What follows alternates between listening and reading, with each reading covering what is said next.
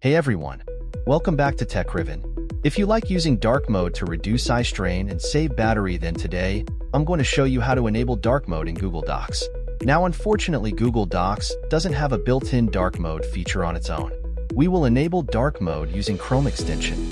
Let's start with Google Chrome. You can open Google Docs by going to docs.google.com or by opening Google Docs from your Google Drive.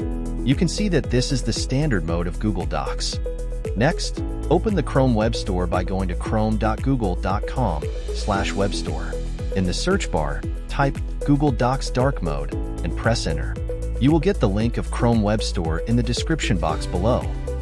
Install this extension by clicking on Add to Chrome button.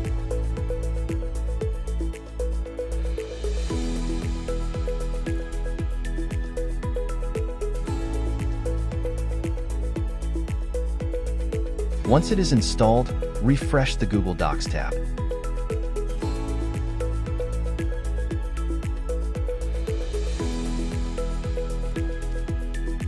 You can see that the dark mode on Google Docs is enabled.